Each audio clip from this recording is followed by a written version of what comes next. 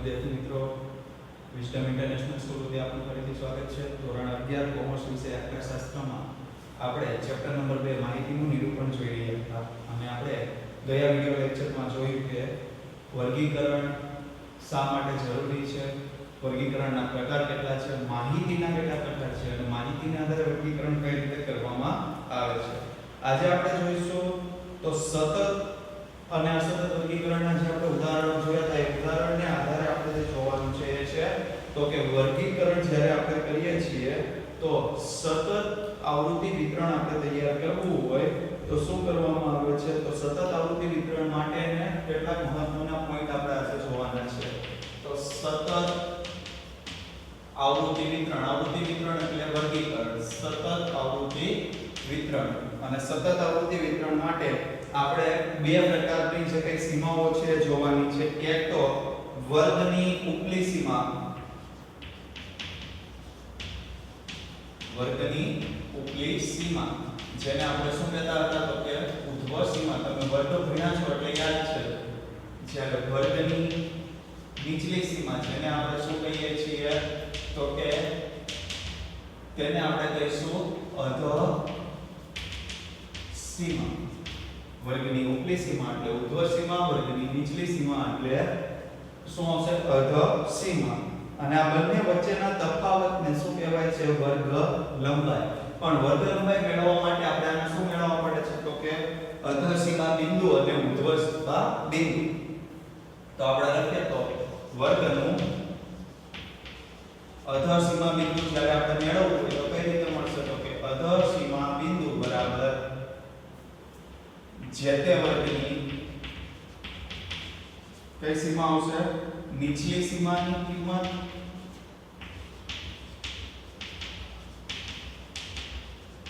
વત્તા આગળના વર્ગની ઉપલી સીમાની કિંમત.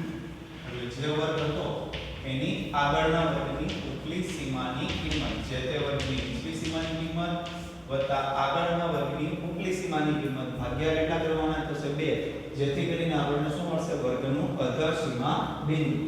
ત્યારબાદ છે વર્ગનું ઉધ્વ સીમા બિંદુ.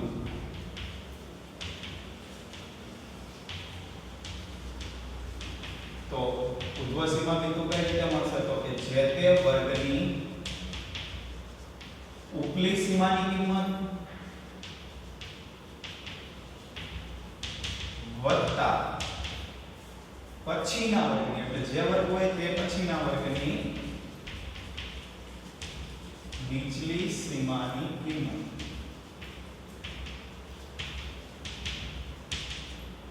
જે તે વર્ગની ઉધ્વ સીમાની કિંમત તે પછીના વર્ગની અધ સીમાની કિંમત, જેથી કરીને આપણને શું મળશે, વર્ગનું અધ સીમા બિંદુ અને ઉધ્વ સીમા બિંદુ. અને આ વર્ગની અધ સીમા બિંદુ અને ઉધ્વ સીમા બિંદુને આધારે આપણને શું મળવા પાત્ર છે તો વર્ગ લંબાઈ. તો વર્ગ લંબાઈને આપણે શેના વડે દર્શાવશું, c વડે. તો ઉધ્વ સીમા બિંદુ માઈનસ અધ સીમા બિંદુ, ઉધ્વ સીમા બિંદુ માઈનસ અધ સીમા બિંદુ બરાબર શું થઈ જશે, બરાબર આપણને મળશે વર્ગ લંબાઈ. ઉધ્વ સીમા બિંદુ માઈનસ અધ સીમા બિંદુ બરાબર શું મળશે, વર્ગ લંબાઈ. ત્યારબાદ જો આપણે ઉધ્વ સીમા બિંદુનું બીજું સૂત્ર મેળવવું હોય તો શું મેળવી શકાય, તો અહીંયા આપણે લખી શકીએ ઉધ્વ સીમા બિંદુ બરાબર, તો અધ સીમા બિંદુ આ બાજુ આવે એટલે પ્લસ, તો શું થશે, અધ સીમા બિંદુ પ્લસ વર્ગ લંબાઈ, અધ સીમા બિંદુ પ્લસ વર્ગ લંબાઈ. હવે જો એવી જ રીતે આપણે અધ સીમા બિંદુ મેળવવું હોય તો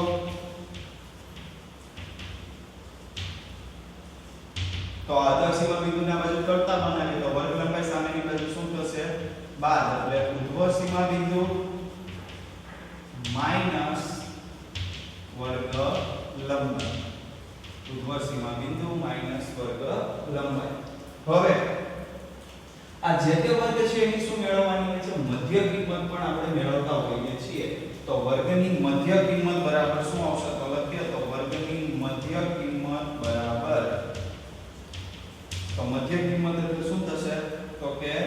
ઉપલી સીમાની કિંમત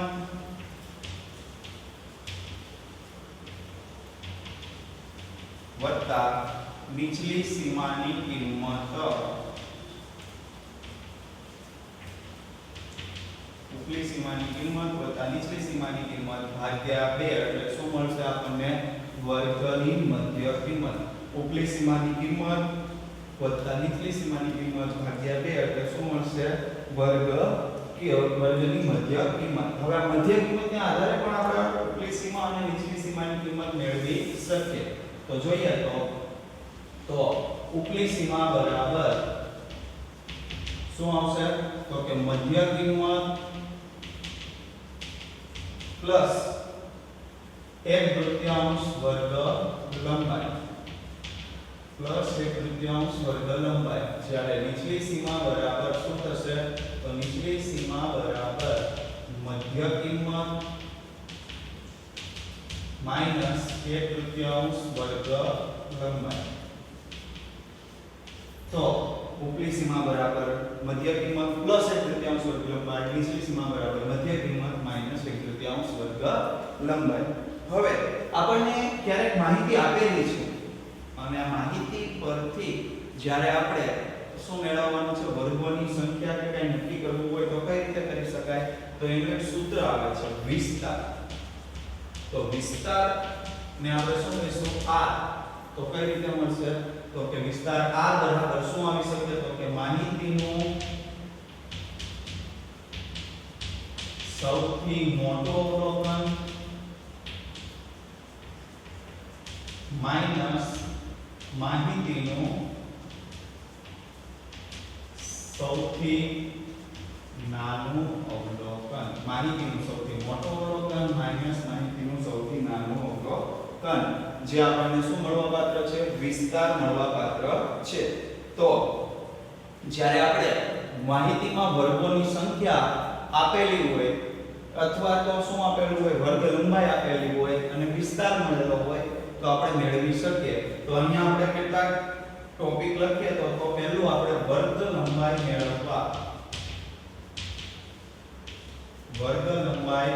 મેળવવા તો શું થશે તો વર્ગ લંબાઈ c બરાબર r ના છેદમાં k. જ્યાં c શું આવશે વર્ગ લંબાઈ,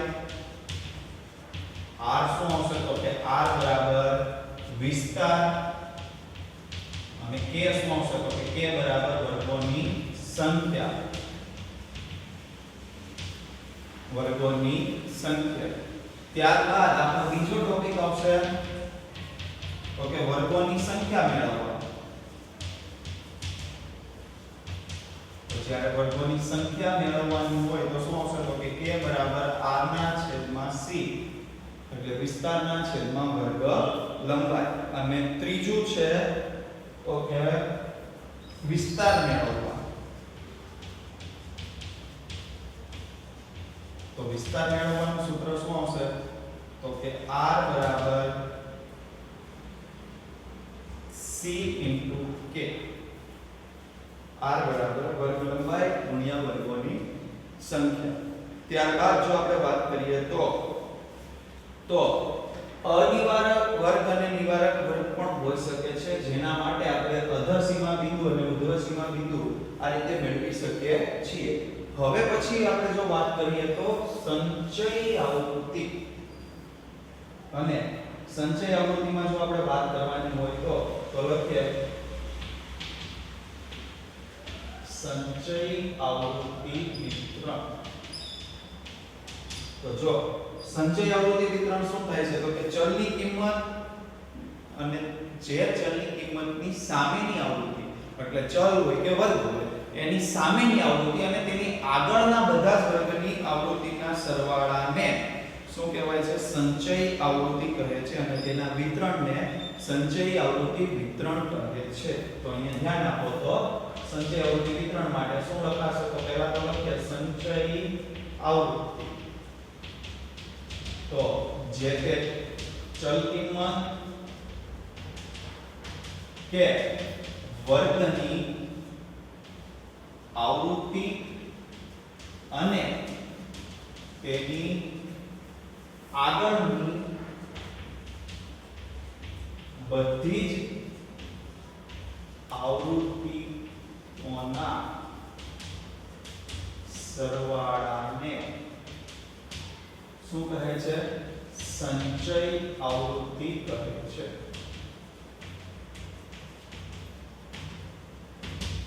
સંચય આવૃત્તિ કહે છે.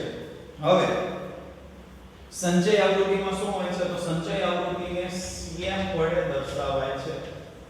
સંચય આવૃત્તિને શેના વડે દર્શાવવામાં આવે છે? તો સંચય આવૃત્તિને Cf વડે દર્શાવાય છે. સંચય આવૃત્તિને આપણે શેના વડે દર્શાવશું? Cf. ત્યારબાદ સંચય આવૃત્તિ વિતરણ. તો સંચય આવૃત્તિ વિતરણ કોને કહે છે? તો સંચય આવૃત્તિના વિતરણને સંચય આવૃત્તિ વિતરણ કહે છે. સંચય આવૃત્તિના વિતરણને સંચય આવૃત્તિ વિતરણ કહે છે.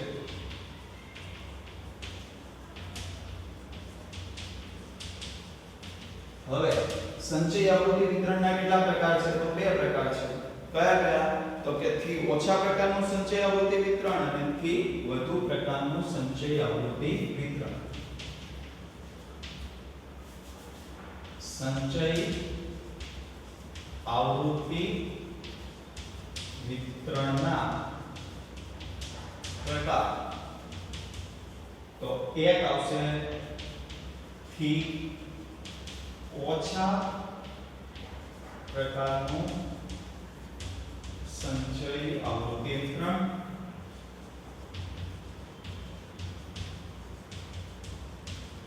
અને બીજું આવશે થી વધુ પ્રકારનું સંચય આવૃત્તિ વિતરણ.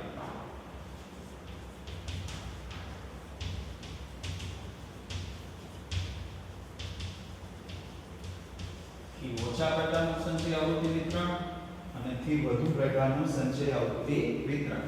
તો આપણે બંનેના ઉદાહરણ જોઈએ. તો થી ઓછા પ્રકારનું, તો જો થી ઓછા પ્રકારનું હોય તો કોનાથી ઓછા? તો કે ઉધ્વ સીમા બિંદુ. ઉધ્વ સીમા બિંદુ. અને થી વધુ હોય તો અધઃ સીમા બિંદુ. એક ઉધ્વ સીમા બિંદુ અને એક આપણું અધઃ સીમા બિંદુ. હવે આપણે ઉદાહરણ જોઈએ થી ઓછા પ્રકારનું. તો જો વર્ગ લખીએ તો સીધા જ વર્ગ લખીએ 0 થી 10, 10 થી 20, 20 થી 30, 30 થી 40 અને આવૃત્તિ લખીએ તો 5, 15, 12, 8. તો હવે થી ઓછા છે તો કોનાથી ઓછા? તો કે ઉધ્વ સીમા બિંદુથી.